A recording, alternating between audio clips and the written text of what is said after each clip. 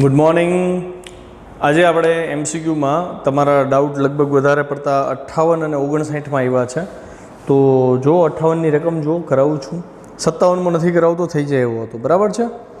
58માં એમ કહે છે કે દક્ષિણને ઉત્તર સાથે જોડતી રેખા, એટલે કે ઉત્તર દક્ષિણની વાત છે. એ રેખા ઉપર બે જહાજ છે, એ અને બી, બે વચ્ચેનું અંતર આપ્યું છે 20 કિલોમીટર. પછી એમ કહે છે કે વહાણ એ પશ્ચિમ તરફ ગતિ કરે છે 10 કિલોમીટર પર અવરની સ્પીડથી, અને વહાણ બી ગતિ કરે છે 10 કિલોમીટર પર અવરની સ્પીડથી ઉત્તર તરફ. તો બે વહાણ વચ્ચેનું લઘુત્તમ અંતર કેટલા કિલોમીટર હોય અને આ અંતર કેટલા સમય પછી આવશે, મતલબ લઘુત્તમ અંતરે જ્યારે બે વહાણ એકબીજાથી આવે ત્યારે કેટલો સમય વીતી ગયો હશે. જો બે પદાર્થના વેગ છે, બે અલગ અલગ દિશામાં છે, તો અહીંયા એક સ્ટ્રાઇક થઈ જવી જોઈએ કે ભાઈ અહીંયા સાપેક્ષ વેગનો ઉલ્લેખ આવશે. પહેલાં તો ડાયાગ્રામ ક્લિયર કરીએ, જો ધ્યાનથી. આપણી જે પદ્ધતિ છે ઈસ્ટ, વેસ્ટ, નોર્થ અને સાઉથ આપણે આમ લઈ છીએ, બરાબર. એ અને બી એકબીજાથી 20 મીટર અંતરે છે. બીને મેં ઉગમ બિંદુએ લઈ લીધું, એ મેં અહીંયા લીધું છે. તમે જો એથી બીનું અંતર જે છે એ 20 કિલોમીટર છે. હવે બી જે છે એ ઉત્તર તરફ ગતિની શરૂઆત કરે છે, એટલે મેં તરત એક એરો દર્શાવી દીધો, ધ્યાનથી જુઓ. વીબી મેં દોર્યો છે. હવે આ અંતર 20 છે, વેલોસિટી ઓફ બી 10 છે, એટલે એ સદીશ જો મેં અડધે સુધી દોર્યો છે. આટલું થોડુંક ચીવટથી ડાયાગ્રામ ડ્રો કરો ને તો ભૂલ થવાની સંભાવના નીકળી જાય અને ફટાફટ જવાબ મળી શકે. મતલબ આની લંબાઈ 20થી અડધી થાય, તો આ મેં રેન્ડમલી 20 ચૂઝ કર્યું છે, તો અહીંથી આ અડધી લંબાઈ થાય, 20નું અડધું 10, એટલે 10 કિલોમીટર પર અવર લંબાઈનો મેં વેક્ટર ડ્રો કર્યો બી માટે. અચ્છા, જે જહાજ એ છે એ પશ્ચિમ દિશામાં 10ની સ્પીડથી જાય છે, 10 કિલોમીટર પર અવર, તો મેં એ પાસેથી એના વેલોસિટીનો વેક્ટર ડ્રો કર્યો. એની લંબાઈ મેં આના જેટલી જ લીધી, જેથી કરીને ભૂલ ન થાય. ભાઈ 10-10 ના થઈ ગયા. હવે જો સમજો, આ જહાજ આ તરફ જાય છે, આ જહાજ આ તરફ જાય છે, અને પૂછ્યું છે બે વચ્ચેનું લઘુત્તમ અંતર કેટલું. તો આ થોડુંક હિસાબ કરવો અઘરું થઈ જાય, સમજાણું? કેમ કે પરિસ્થિતિ કેવી થાય કે આને અહીંયા વિચારીએ અને આને અહીંયા વિચારીએ, તો આવી રીતની પરિસ્થિતિ થઈ, બે આવી રીતે સમાન ઝડપથી જાય છે. તો હું એવું કહી શકું ને કે ભાઈ ખરેખર અહીંયા ક્યાંક આવે આમ, ત્યારે બે વચ્ચેનું લઘુત્તમ અંતર હશે. પછી જો અંતર વધવા માંડ્યું, ખ્યાલ આવ્યો, તો એ ઇમેજિન કરવું ને અને એને ગણતરીમાં લઈ આવવું ને એ અઘરું પડી જાય. તો આવા કિસ્સામાં સાપેક્ષ વેગ આપણને મદદ કરે. કેવી રીતે? તો કે આપણે સાપેક્ષ વેગમાં શું કરતા, તો કે કોઈ એક પદાર્થની સાપેક્ષ વાત કરી લેતા, એટલે એ પદાર્થ આપણા માટે સ્થિર થઈ જતો. તો માની લો કે આપણે વહાણ એ માટે વાત કરીએ તો બીની સાપેક્ષે વાત કરીશ, એટલે બી ત્યાંથી હવે ખસવા દેશું નહીં. તો હું એમ કહીશ કે ભાઈ એનો બી સાપેક્ષે વેગ કેટલો, તો એ જે જહાજ છે એ બી સાપેક્ષ વાત કરે છે, એટલે બીની અંદર બેઠેલ વ્યક્તિ પોતાને સ્થિર ગણશે. એને એ કઈ તરફ આવતો દેખાશે એ જોવાનું છે. તો જો અહીંયા બી સાપેક્ષ એનો વેગ, એટલે વી એ બી લખાય, આ તો આવડે છે. તો વી એ માઇનસ વીબી થઈ, તો વીબીના વેગને બાદ કરવો પડે એમાંથી. તો વીબી ખરેખર આમ છે, તો બાદ કરવો છે, એટલે માઇનસ વીબી આમ આવે. તો માઇનસ વીબીને ક્યાંથી દોરવો, તો કે વી એમાં એડ કરવો છે ને માઇનસ વીબીને. તો વી એના હેડ ઉપર, જો આ વી એનું હેડ, ત્યાંથી જો મેં આ માઇનસ વીબી ડ્રો કર્યો છે, આ માઇનસ વીબી મેં ડ્રો કરી લીધો, દેખાણો? તો એનો મતલબ બી સાપેક્ષે એનો વેગ વી એ બી મને આ દિશામાં મળ્યો, જો ધ્યાનથી. તો એનો મતલબ એવો થયો કે બી જહાજની અંદર બેઠેલ વ્યક્તિ પોતાને સ્થિર ગણે છે અને એને એ આ તરફ આવતો હોય ને એવો ભાસ થાય. ખ્યાલ આવ્યો?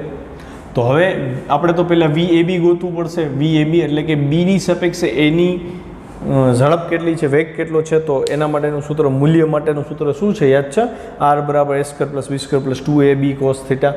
થીટા બરાબર એ અને બી વચ્ચેનો ખૂણો. તો અહીંયા એની બદલે વી અને બીની બદલે વીબી છે, ને માઇનસ છે, તો મેં અહીં શીખવાડ્યું જ માઇનસ કરવાનું. તો વી એ બીનું મૂલ્ય અહીંયા સદીશ કરવો પડે ને. વી એ બીનું મૂલ્ય બરાબર વર્ગમૂળમાં V A square plus VB square minus 2 V A VB cos 90. કેમ 90? તો કે એ અને માઇનસ વીબી, વી એ અને માઇનસ વીબી બે વચ્ચેનો ખૂણો 90 ડિગ્રીનો છે. હવે વી એની વેલ્યુ 10, વીબીની વેલ્યુ 10, બેનો સ્ક્વેર, અને આ 0 થઈ જાય કોસ 90. તો 10નો સ્ક્વેર 10નો સ્ક્વેર, બે વાર 10નો સ્ક્વેર, વર્ગમૂળ લ્યો તો 10ના સ્ક્વેરનું વર્ગમૂળ 10 થઈ જાય ને 2નું વર્ગમૂળ √2 એટલે 10 √2 km/h. મતલબ બી સાપેક્ષે એનો વેગ 10 √2 km/કલાક થાય. અચ્છા, હવે થોડુંક હાયર થિંકિંગ. બરાબર, તમે જોઈ શકો છો કે આની સ્પીડ 10 હતી, આ 10 છે, આ સદિશ 10 છે અને આ પાછો 90 ડિગ્રી છે, તો આ ખૂણો 45 ડિગ્રી થાય, હા કે ના?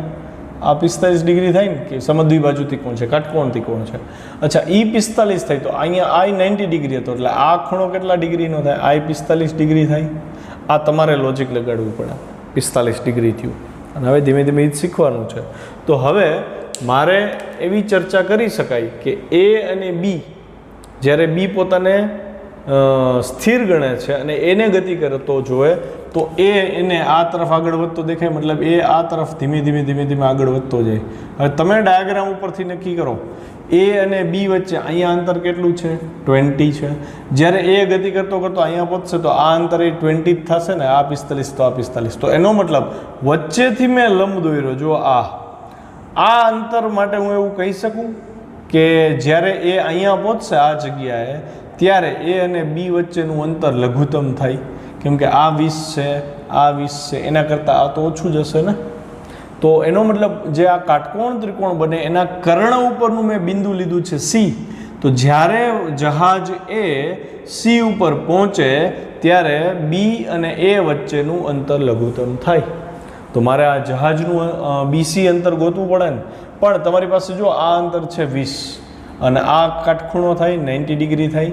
તો હું ત્રિકોણ એબીસીની વાત કરું તો ત્રિકોણ એબીસીમાં હું આ ખૂણાની વાત કરું, 45ની સામેની બાજુ થઈ, અથવા હું આ ખૂણો પણ લઈ શકું, આ 45 જ થાય ને, સમજાય છે?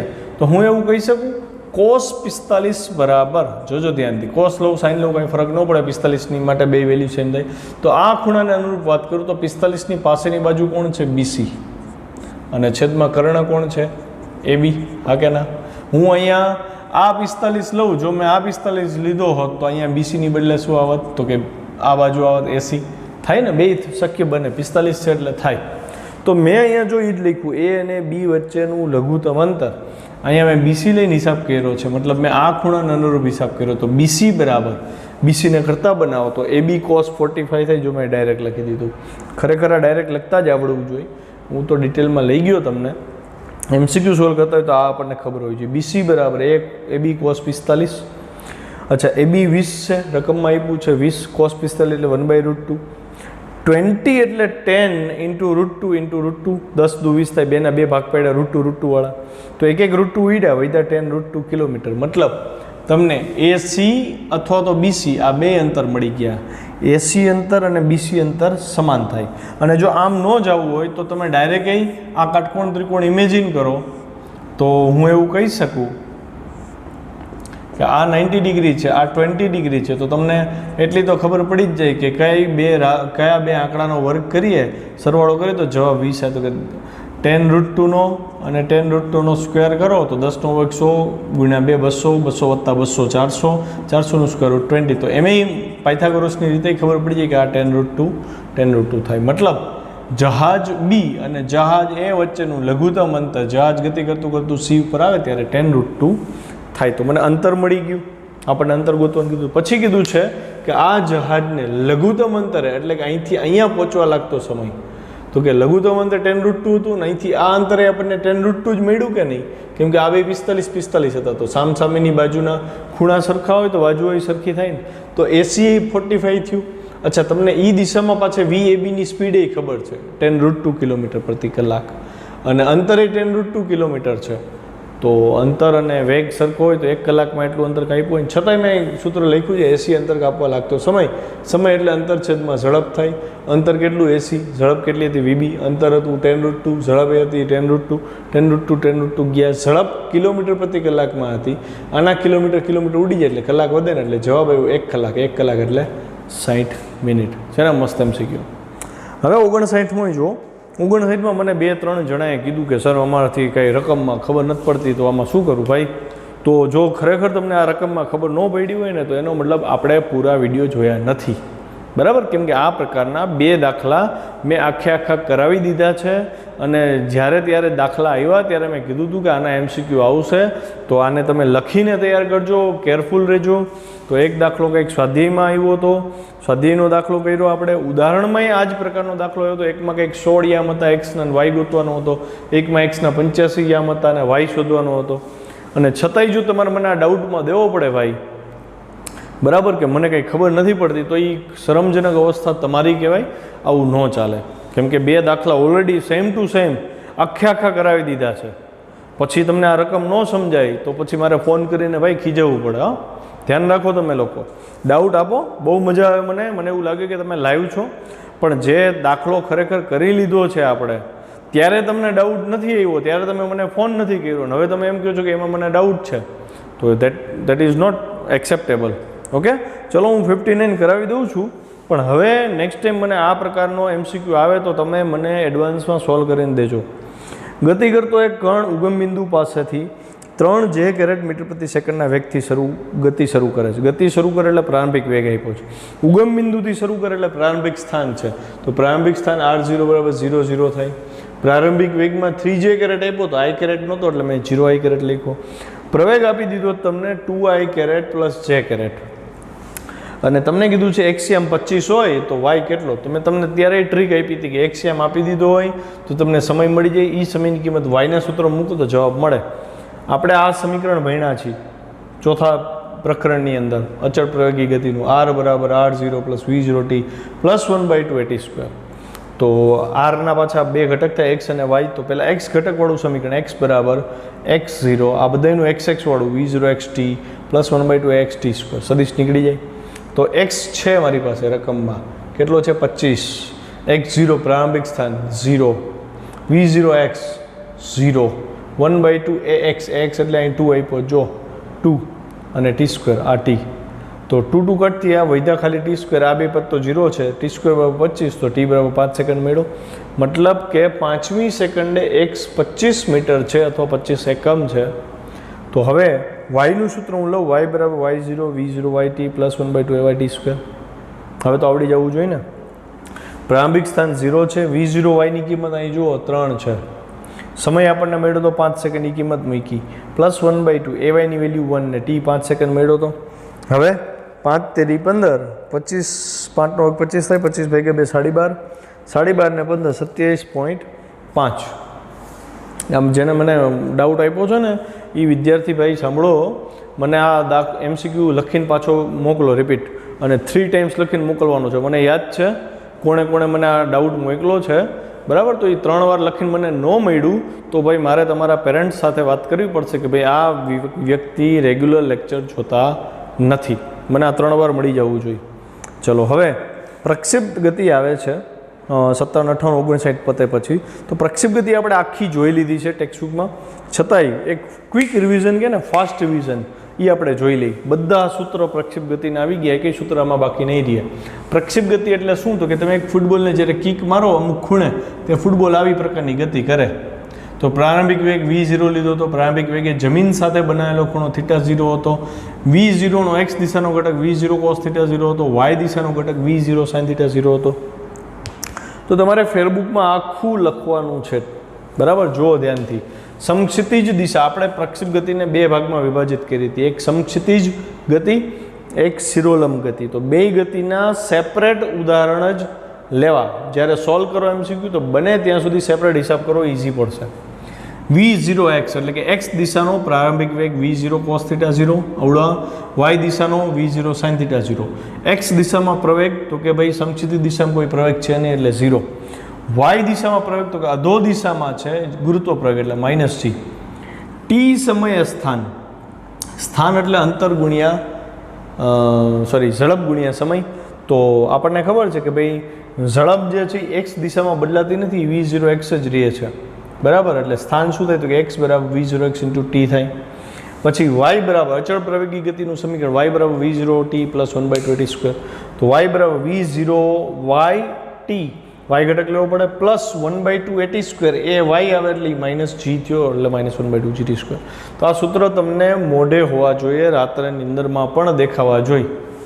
જો કોઈને દેખાય ને નિંદરમાં સપનામાં સૂત્રો તો મને ફોન કરું કે હા સર મને દેખાય છે, તો મને એમ થશે કે ના ભાઈ બહુ પ્રોપર તૈયારી ચાલે છે. ટી સમયે વેગ કેટલો? માની લો કે કણ અહીંયા પી પાસે પહોંચ્યો ને અહીંયા એનો વેગ હું દર્શાવું છું Vx થી, સમજો. તો એનો એક ઘટક શું મળે અહીંયા આને વી કહેશી અને આ Vx મળશે, અને એક ઘટક શું મળશે અહીંયા Vy મળશે. તો યાદ રાખજો Vx અને V0 cos θ 0, x દિશાનો વેગ ક્યારેય બદલાતો નથી. આ સદિશ જુઓ અને આ સદિશ જુઓ તો Vy જેમ જેમ ઉપર જેમ એમ ઘટતો જાય ને અહીંયા મહત્તમ ઊંચે Vy થઈ જાય 0. ઓકે, તો Vx બરાબર V0x અને Vy બરાબર V0y માઇનસ GT. વળી ટી સમયે કણનું સ્થાન ભેગું લખાય.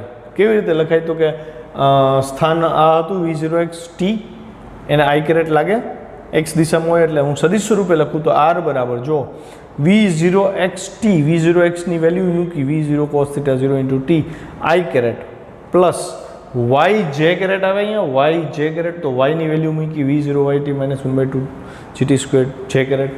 પછી ટી સમયે વેગ, તો આપણને ખબર છે ટી સમયે વેગ v એટલે શું થાય? Vx i caret plus Vy j caret થાય. તો Vx આપણી પાસે અહીંયા છે V0x, V0x ની વેલ્યુ V0 cos θ 0 આઈ કેરેટ આવે પ્લસ ટી સમયે વેગ Vy, તો અહીં Vy j કેરેટ આવે, Vy ની વેલ્યુ મૂકી V0y એટલે V0 sin θ 0 minus GT bracket પૂરો j કેરેટ.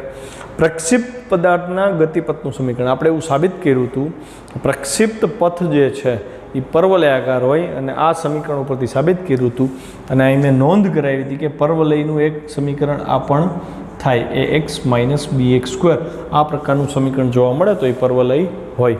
તો અહીંયા a એટલે tan θ 0 છે અને b એટલે g/2 V0 cos θ 0 સ્ક્વેર છે. તો આ પર્વલયનું સમીકરણ થયું અને આ આવડવું જોઈએ. પછી મહત્તમ ઊંચાઈનું સૂત્ર h બરાબર V0 square sin square θ 0/2g. મહત્તમ ઊંચાઈ પ્રાપ્ત કરવા લાગતો સમય એટલે કે ઉગમ બિંદુથી મહત્તમ ઊંચાઈનો સમય Tm બરાબર V0 sin θ 0/g. ઉડ્ડયન સમય Tf બરાબર 2 V0 sin θ 0/g, આના કરતાં ડબલ થાય. અવધિનું સૂત્ર હતું r બરાબર V0 સ્ક્વેર sin 2 θ 0/g. અવધિ મળી ગઈ. પછી મહત્તમ અવધિ ક્યારે મળતી હતી? તો કે જ્યારે θ 0 બરાબર 45 થાય એટલે અહીંયા sin 90 થાય, sin 90 ની વેલ્યુ 1 થાય તો r મેક્સની value V0 square by g મળે. અને બહુ જ અગત્યનું જે આપણી ટેક્સ્ટબુકમાં નહોતું આવ્યું એ આ લાઈન, થીટા ખૂણે ફેંકો પદાર્થને કે 90 માઇનસ થીટા ખૂણે ફેંકો, અવધિ તમને સમાન મળશે. જો સમાન કીધી છે, માની લ્યો ઉદાહરણ આપું તમને, માની લો કે થીટા તમે 30 રાખ્યો, સમજો થીટા 30 રાખ્યો તો તમને અવધિ આ મળી. આને હું કહી દઉં છું અવધિ R1. ઓકે, સમજ પડી? હવે આ લોકો એમ કહે છે કે 90 માઇનસ થીટા કરો, એટલે કે 90 માઇનસ થીટા 30 હતો તો અહીં 30 કરો, 90 માઇનસ 30 એટલે કેટલું થયું 60. તો 60માં પણ અવધિ આ જ મળશે, અવધિમાં કાંઈ ફરક પડશે નહીં. તો R1 અને R2 બે કેવા થાય? સમાન. ક્યારે? તો કે થીટા ખૂણે અને 90 માઇનસ થીટા ખૂણે. તો સવાલ થાય ને કેવી રીતે? તો હું તમને એ સમજાવું, જો એ કેવી રીતે શક્ય બને. આપણે પહેલાં અવધિનું સૂત્ર લખીએ, r બરાબર V0 સ્ક્વેર સાઇન 2 θ 0/g છે. તો આ તો ઓરિજિનલ અવધિ છે, આપણે આમાં કંઈ ફેરફાર નથી કરતા. હવે આ R1 થઈ થીટા 0 ખૂણે, હવે હું R2 લખું છું, જોજો V0 સ્ક્વેર સાઇન 2 અને અહીંયા થીટા 0ની બદલે 90 માઇનસ થીટા 0, કેમ કે એ લોકોએ કીધું ને કે 90 માઇનસ થીટા 0 ખૂણે અવધિ તો એટલે જ મળશે, તો હું એ ખૂણો મૂકીને ચેક કરું છું કે શું થાય. અને છેદમાં g. હવે 2 ને અંદર ઇન્ટ્રોડ્યુસ કરીએ તો V0 સ્ક્વેર સાઇન 180 માઇનસ 2 θ 0.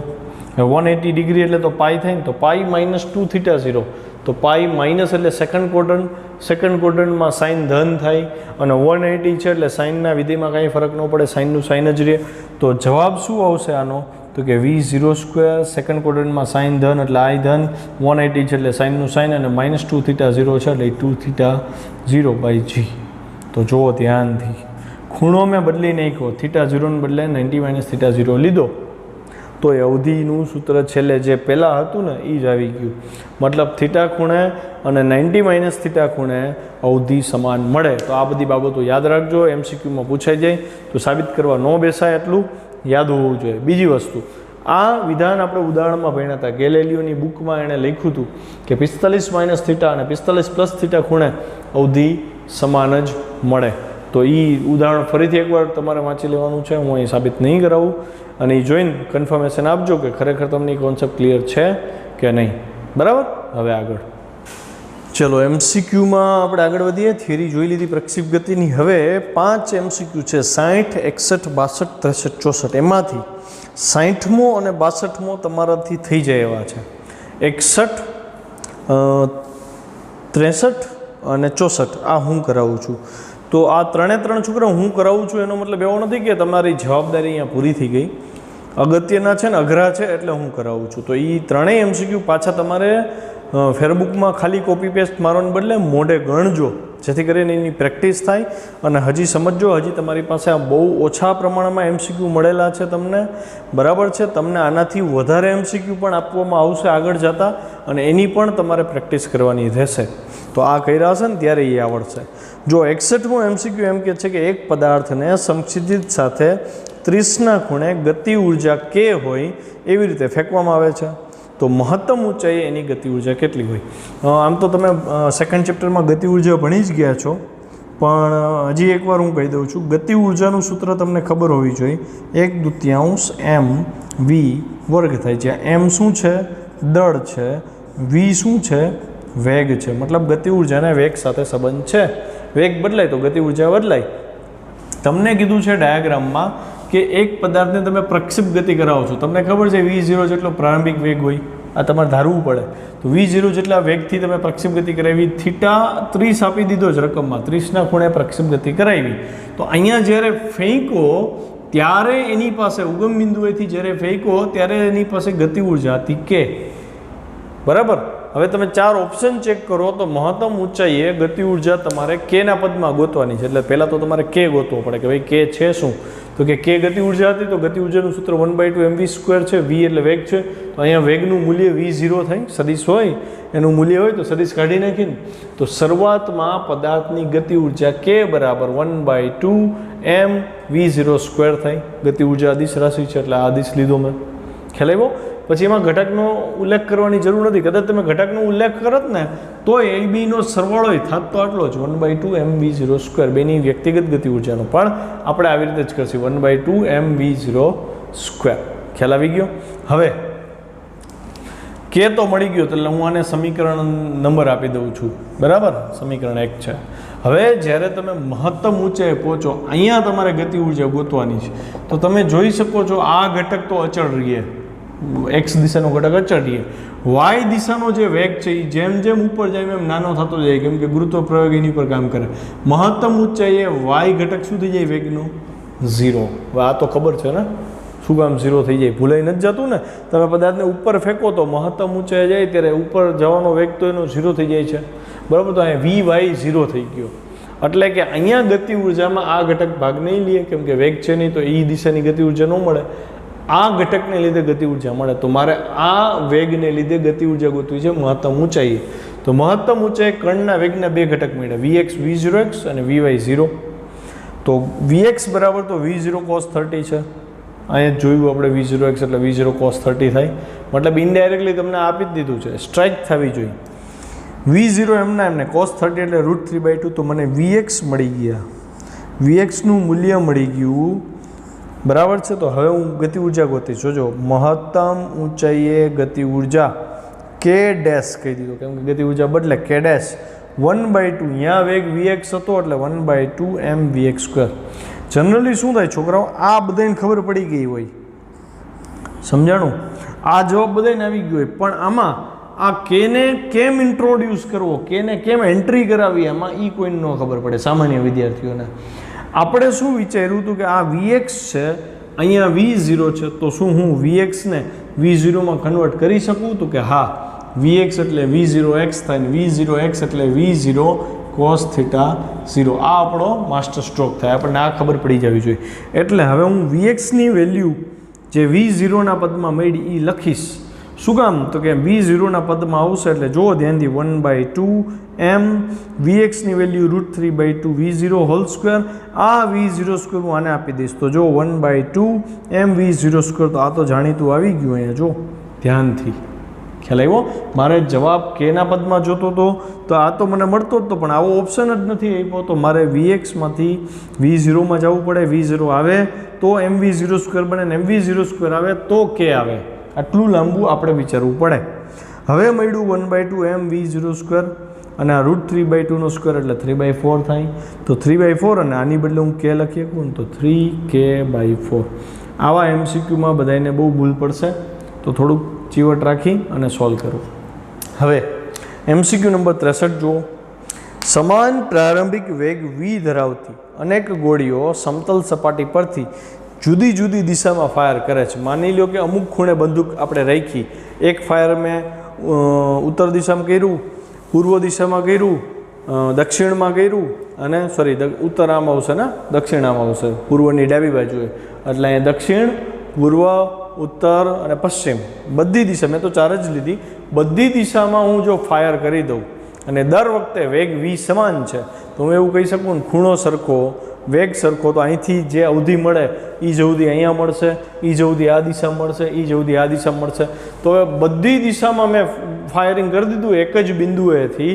તો એક ઇમેજિન કરો એક વર્તુળ રચાય અને વર્તુળની ત્રિજ્યા કેટલી થાય તો કે આપણે બુલેટ છોડ્યા બાદ જે અવધિ મળે એ અવધિ જેટલી ત્રિજ્યાનું વર્તુળ રચાય ને. તમને ક્વેશ્ચન એ પૂછ્યો છે કે જો આપણે બુલેટને ફાયર કરી તો આ ગોળી જે સપાટી ઉપર પડે એનું મહત્તમ ક્ષેત્રફળ શોધો. હવે પહેલાં તો વર્તુળનું ક્ષેત્રફળ ગોતવાનું કીધું છે અને વર્ડ યુઝ કર્યો છે મહત્તમ ક્ષેત્રફળ. તો મતલબ ત્રિજ્યા મહત્તમ થવી જોઈએ. ત્રિજ્યા એટલે બુલેટ જે પડે છે જમીનથી અહીંથી ફાયર કરી એ અંતર એ મહત્તમ થવું જોઈએ. તો ઇનડાયરેક્ટલી રેન્જને મેક્સિમમ કરવાનું કીધું છે.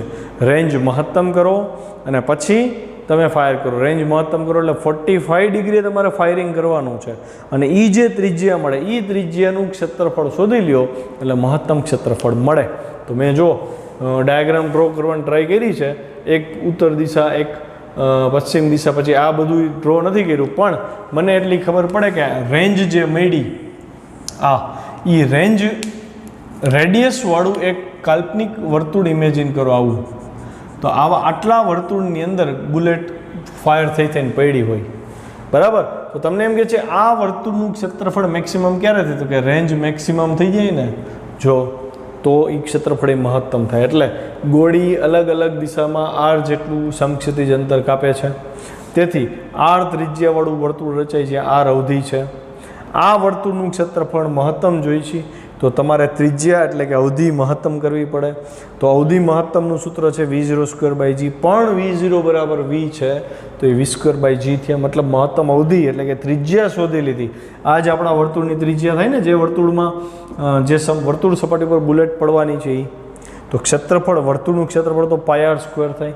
તો પાય એમનો એમ r એટલે અહીંયા રેડિયસ છે. રેડિયસ આપણને મળી છે r મેક્સ અને સ્મોલ r થી દર્શાવ્યું છે. તો અહીંયા r મેક્સનો સ્ક્વેર થાય. r મેક્સ મળ્યું v²/g તો v²/g હોલ સ્ક્વેર. તો પાય એમને એમ v⁴ ને છેદમાં g⁴. જો ઓપ્શન આવી ગયો.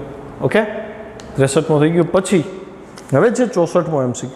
પ્રક્ષિપ્ત ગતિમાં પદાર્થે પ્રાપ્ત કરેલી મહત્તમ ઊંચાઈ તેની અવધિ કરતાં ચોથા ભાગની છે. જો મહત્તમ ઊંચાઈ અવધિ કરતાં ચોથા ભાગની છે અને ગોતવાનું કીધું છે ખૂણો. h નો r સાથે સંબંધ આપ્યો છે અને થીટા શોધવાનો કીધો છોકરાઓ. તો HR ને થીટા આવતા હોય ને એવું કંઈ યાદ આવે છે સૂત્ર? મેં તમને છેલ્લા 3 દાખલા કરાવ્યા હતા 4.29 ના 30, 31 ને 32. મેં ત્રણેયમાં કીધું હતું કે 30, 31 અને 32 કોમ્પિટિટિવ પરીક્ષા માટે અગત્યના છે. એમાં એક સમીકરણ આપણે ધાર્યું તો આવું tan θ = 4HM/r યાદ છે? અથવા આવું સાબિત કર્યું હતું θ = tan ઇન્વર્સ 4HM/r. મતલબ અહીંયા કહેવાનો મારો મતલબ એવો છે કે આપણે જે ક્વેશ્ચન આન્સર તૈયાર કરી છે થિયરી જે ભણી છે PDF ફાઇલમાંથી ખાલી થિયરીમાં હોય એ જ સૂત્રના દાખલા કે MCQ આવે એવું નથી. પણ તમને જે સ્વાધ્યાયમાં અલગ અલગ સૂત્ર સાબિત કરાવડાવ્યા છે એ સૂત્રનો ઉપયોગ થાય એવા પણ MCQ પૂછાય છે. એટલે જે નવા સૂત્ર આપણે એક્સરસાઇઝમાં જે 32 દાખલા ગણ્યા એમાં જે નવા સૂત્ર આવ્યા હું એની યાદી બનાવતું જવાનું તમને કહેતો જાઉં છું કે ભાઈ આને એડ કરો, નવા ફોર્મ્યુલા આવ્યા આપણા ફોર્મ્યુલાની લિસ્ટમાં નાખો. તો આ વસ્તુ છોકરાઓ લાંબા ગાળે તમને બહુ ફાયદો કરશે. જેને આદત પડી ગઈ છે કે નવું સૂત્ર આવીને ફટ કરતું છેલ્લા પેજમાં એડ કરી દેતા હોય તો એની પાસે એક લિસ્ટ હોય. દરેક ઘણા વિદ્યાર્થીઓ પાસે સરસ મજાનું લિસ્ટ છે, મને વોટ્સએપ આવતા હોય છે. ચેપ્ટર 3માં આખા ફોર્મ્યુલાનું લિસ્ટ હોય, ચેપ્ટર 4ના બધા ફોર્મ્યુલાનું લિસ્ટ હોય, બરાબર. એકેય ફોર્મ્યુલા સિંગલ ફોર્મ્યુલા મિસિંગ ન થાય. આ ફોર્મ્યુલા કેવું છે કે ભાઈ આ આળસ કરાવે ને એવું ફોર્મ્યુલા છે. મતલબ આપણને એમ થાય કે આ દાખલો ઓપ્શનમાં કાઢી નાખો ને કંઈક વિચિત્ર છે, એમાં ખબર નથી પડતી. તો ભાઈ આમાં કાંઈ વિચિત્ર નથી ને. HM એટલે મહત્તમ ઊંચાઈ હતી. મહત્તમ ઊંચાઈને તમે Hથી નહીં દર્શાવો તો તમારું આ સૂત્ર આમ જ થયું ને, tan ઇન્વર્સ ઓફ 4h/r, જ્યાં મહત્તમ ઊંચાઈ અવધિ વચ્ચેનું અને ખૂણા વચ્ચેનો સંબંધ થયો. તો અહીંયા તમને આ 3 માટે જ ખૂણો ગોતવાનું કીધું છે. તો આ 2 તો તમને આપી દીધા. જો શું કીધું છે તો કે મહત્તમ ઊંચાઈ h છે, અવધિ r છે. h જે છે મહત્તમ ઊંચાઈ છે અવધિ કરતાં ચોથા ભાગની છે. એટલે અવધિ કરતાં ચોથા ભાગની, મહત્તમ ઊંચાઈ અવધિ કરતાં ચોથા ભાગની. હવે આપણને ખબર tan θ = 4hm/r, એટલે કે 4h/r, તો θ બરાબર tan ઇન્વર્સ 4h/r થાય.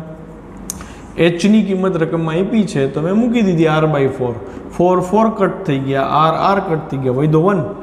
θ બરાબર tan ઇન્વર્સ 1. હવે આમાં કંઈ નેચરલ ટેન્જન્ટ જોવા ન જવાય. આપણને ખબર જ છે કે ભાઈ tan 45 1 થાય તો 45 ડિગ્રી બરાબર tan ઇન્વર્સ 1 જ થાય. આ તો મોઢે હોવું જોઈએ એટલે મને ખબર પડી જાય θ 45 છે. જો જવાબ આવી ગયો. રેડી?